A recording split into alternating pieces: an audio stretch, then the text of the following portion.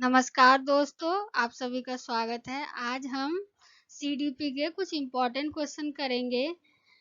तो इसमें first question है, अपने चिंतन में अवधारणात्मक परिवर्तन लाने हेतु शिक्षार्थियों को सक्षम बनाने के लिए शिक्षक को क्या करना चाहिए? तो इसके ऑप्शंस है, उन बच्चों को पुरस्कार देना चाहिए जिन्होंने अपने चिंतन में परिवर्तन किया है। सेकंड है, बच्चों को स्वयं चिंतन करने के लिए हतोत्साहित करना चाहिए और उनसे कहना चाहिए कि वे शिक्षक की बातों को सुने और उनका अनुपालन करें। थर्ड है, व्याख्यान के रूप में व्याख्या प्रस्तुत करनी चाहिए। फोर्थ है, स्पष्ट और आश्वस्त करने वाली व्याख्या देनी चाहिए तथा शिक्षार्थियों के साथ चर्चा करनी चाहिए। तो इसका आंसर होगा फोर्थ, स्पष्ट और आश्वस्त करने वाली व्याख्या देनी चाहिए ताकि शिक्षार्थियों के साथ चर्चा करना चाहिए। नेक्स्ट क्वेश्चन है, बाल केंद्रित शिक्षा शास्त्र का क्या अर्थ है? तो इसके ऑप्शन है, बच्चों को नैतिक शिक्षा देना। सेकंड है, बच्चों को शिक्षक का अनुगमन और अनुकरण करने के लिए कहना। थर्ड है, बच्चों की अभिव्यक्ति और उनकी सक्रिय भागीदारी को महत्व देना। फोर्थ है, बच्चों को पूर्ण रूप से स्वतंत्रता देना। तो इसका आंसर होगा थर्ड, बच्चों की अभिव्यक्ति और उनकी सक्रिय भागीदारी को महत्व देना। नेक्स्ट है, जटिल परिस्थिति को संसाधित करने में शिक्षक बच्चों की सहायता कर सकता है। तो इसमें पूछा है, किस प्रकार से शिक्षक बच्चों की सहायता कर सकता है? तो इसके ऑप्शंस है, प्रतियोगिता को बढ़ावा देकर और सबसे पहले कार्य पूरा करने वाले बच्चों को पुरस्कार देकर।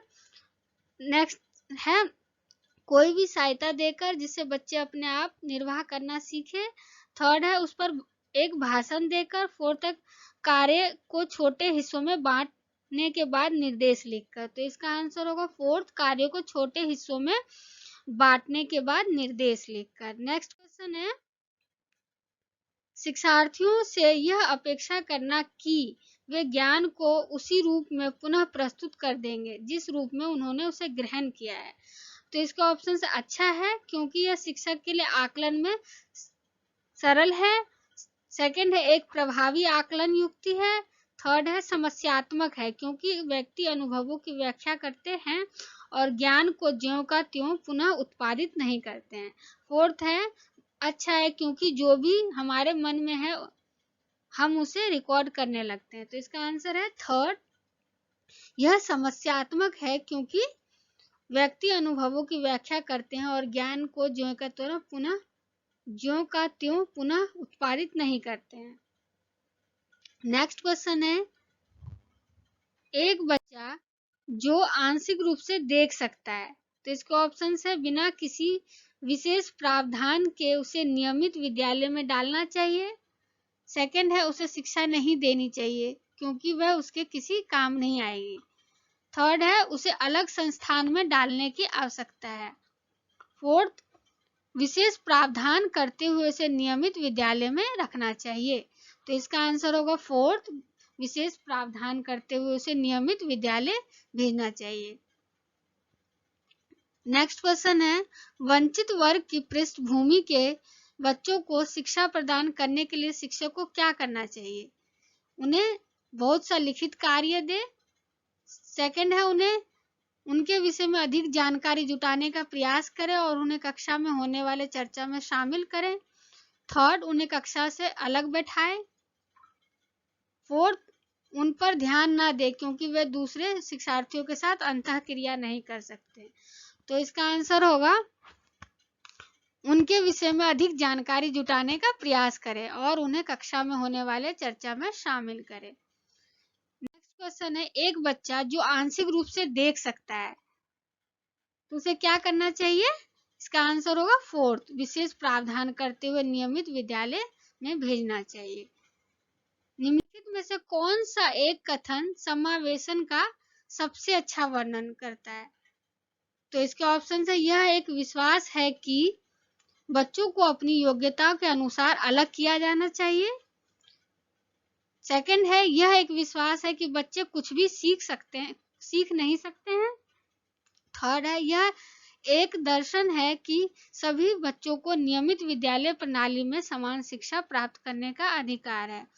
फोर्थ है, यह एक दर्शन है कि बच्चे ईश्वर के विशेष उपहार है। तो इसका आंसर होगा थर्ड, यह एक दर्शन है कि सभी बच्चों को नियमित विद्यालय प्रणाली में समान शिक्षा प्राप्त करने का अधिकार है। नेक्स्ट क्वेश्चन है, आकलन क्या है? तो इसके ऑप्शन है, बच्चों की लेवल करने और वर्गीकृत करने की अच्छी रणनीति है।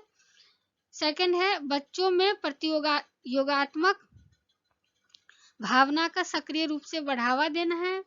थर्ड है, सीखने की सुनिश्चित करने के लिए तनाव और दबाव को उत्पन्न करना है। फोर्थ है, सीखने में सुधार का एक तरीका है। तो इसका आंसर है फोर्थ, सीखने में सुधार का एक तरीका है। नेक्स्ट क्वेश्चन है, बुद्धि। बुद्धि है सामर्थ्यों का एक समुच्चय। सेकंड है, एक अकेला और जातीय विचार। थर्ड, दूसरों के अनुकरण करने की योग्यता। फोर्थ, एक विशिष्ट योग्यता। तो इसका आंसर होगा फर्स्ट, सामर्थ्यों का एक समुच्चय। नेक्स्ट क्वेश्चन है, भाषा विकास के लिए प्रारंभिक बचपन डैश काल है। तो इसका आंसर होगा थर्ड, अति संवेदनशील। नेक्स्ट क्वेश्चन है, निम्नलिखित में से कौन सी स्थिति बाल केंद्रित कक्षा कक्ष को प्रदर्शित कर रही है? तो इसके ऑप्शंस है, एक कक्षा जिसमें शिक्षिका नोट लिखा देती है और शिक्षार्थियों से उन्हें याद करने के लिए कहा जाता है। सेकंड है, एक कक्षा जिसमें पाठ्य पुस्तक एकमात्र संसाधन होता है जिसका संदर्भ शिक्षिका देती है। थर्ड है, कि कक्षा जिसमें शिक्षार्थी समूह में बैठे हैं और शिक्षिका बारी बारी से प्रत्येक समूह में जा रही है। फोर्थ है, एक कक्षा जिसमें शिक्षार्थियों का व्यवहार शिक्षिका द्वारा दिए जाने वाले पुरस्कार और दंड से संचालित हो। तो इसका आंसर होगा थर्ड, एक कक्षा जिसमें शिक्षार्थी समूह में बैठे हैं और शिक्षिका बारी बारी से प्रत्येक समूह में जा रही है। अगला है, वाइगोत्स्की के अनुसार बच्चे किस प्रकार से सीखते हैं? तो इसके ऑप्शंस है, एक पुनर्वलन प्रदान किया जाता है, परिपक्व होने से, अनुकरण से, वयस्कों और समवयस्कों के साथ परस्पर क्रिया से। तो इसका आंसर होगा फोर्थ, वयस्कों और समवयस्कों के साथ परस्पर क्रिया से बच्चे सीखते हैं। कोहल वर्ग ने प्रस्तुत किया है शारीरिक विकास के चरण, संवेगात्मक विकास के चरण, नैतिक विकास के चरण, संज्ञानात्मक विकास के चरण। तो इसका आंसर होगा थर्ड, नैतिक विकास के चरण। नेक्स्ट क्वेश्चन है, पियाजे के अनुसार बच्चों का चिंतन वयस्कों से डैश में भिन्न होता है डैश के बजाय। तो इसका आंसर है प्रकार और मात्रा। प्रकार में भिन्न होता है मात्रा के बजाय। अगला है, निम्नलिखित में से कौन सा एक सही मिलान वाला जोड़ा है? तो इसका आंसर होगा फर्स्ट, मूर्त संक्रियात्मक बच्चा, संधारण एवं वर्गीकरण करने योग्य। अगला है, एक बच्ची कहती है धूप में कपड़े जल्दी सूख जाते हैं। वह समझ को प्रदर्शित कर रही है। प्रतीकात्मक विचार, अहम केंद्रित चिंतन, विपर्य चिंतन, कार्य कारण। तो इसका आंसर होगा फोर्थ, कार्य कारण। नेक्स्ट क्वेश्चन है, व्यक्तियों में एक दूसरे से भिन्नता क्यों होती है? वातावरण के प्रभाव के कारण, जन्मजात विशेषताओं के कारण, या वंशानुक्रम और वातावरण के बीच अन्योन्य क्रिया के कारण। फोर्थ है, प्रत्येक व्यक्ति को उसके माता पिता से जीनों का भिन्न समुच्चय प्राप्त होने के कारण। तो इसका आंसर है वंशानुक्रम और वातावरण के बीच अन्योन्य क्रिया के कारण। नेक्स्ट है, बच्चे के समाजीकरण में परिवार भूमिका निभाता है। कम महत्वपूर्ण, रोमांचकारी, मुख्य, गौण। तो इसका आंसर होगा मुख्य। जब शिक्षार्थियों को समूह में किसी समस्या पर चर्चा का अवसर दिया जाता है तब उनके सीखने का वक्र होता है, किस प्रकार से होता है? बेहतर होता है, स्थिर रहता है, समान रहता है, अवनत रहता है। तो इसका आंसर होगा बेहतर होता है। नेक्स्ट क्वेश्चन है, विकास की गति एक व्यक्ति से दूसरे में भिन्न होती है किंतु यह एक डैश नमूने का अनुगमन करती है। तो इसके ऑप्शंस है एडी से चोटी, अप्रत्याशित, अव्यवस्थित, क्रमबद्ध और व्यवस्थित। तो इसका आंसर होगा फोर्थ, क्रमबद्ध और व्यवस्थित। नेक्स्ट क्वेश्चन है विद्यार्थियों द्वारा की गई गलतियां और त्रुटियां हैं। बच्चों को कमजोर अथवा उत्कृष्ट चिन्हित करने के अच्छे अवसर है।